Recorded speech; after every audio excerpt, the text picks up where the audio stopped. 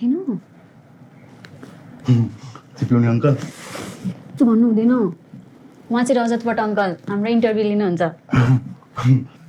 फेरि नमस्ते अहिले तपाईँ 15 वर्ष कि हजुर 14 वर्षमा तपाईँको विवाह भएको हजुर तपाईँको इच्छा अनुसारै विवाह भएको हो होइन नि सर मलाई त थाहा नै थिएन मेरो बिहे हुन लागेको भनेर पनि मैले त बिहे भएपछि मात्रै उहाँलाई देखेको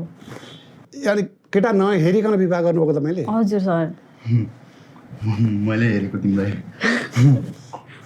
कहाँ हेर्नुभएको तपाईँले सिन्दुर हाल्दाखेरि थोरै साइडबाट त्योभन्दा पहिला देख्नु भएको थिएन भनेपछि तपाईँले उहाँको अनुवाद त्यो विवाहमा देख्नुभएको हजुर विवाहमा चाहिँ मैले हेरिनँ उहाँको अनुहार पछि घर गएपछि मात्रै देखेको ए उहाँको शारीरिक अवस्था यस्तो छ भन्ने कुरा चाहिँ कतिखेर थाहा पाउनुभयो हामी चाहिँ बिहे भएपछि उहाँको घर गयौँ अनि त्यसपछि खानासाना खायौँ अनि सुत्ने बेलामा उहाँ त मसँग बोल्नु नै भएन यस्तै पाङ्रा अनि बोलेको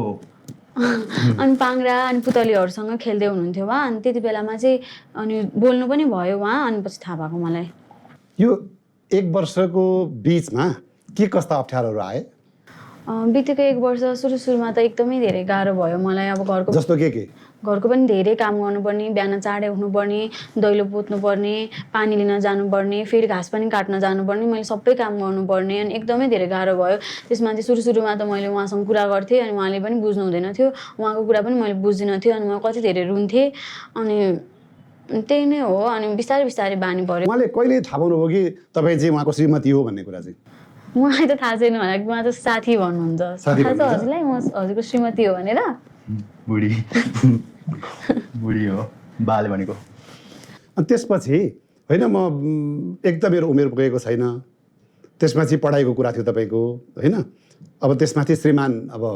शारीरिक रूपमा अशक्त म फेरि छोडेर म माइती जान्छु भनेर त्यस्तो केही लाग्यो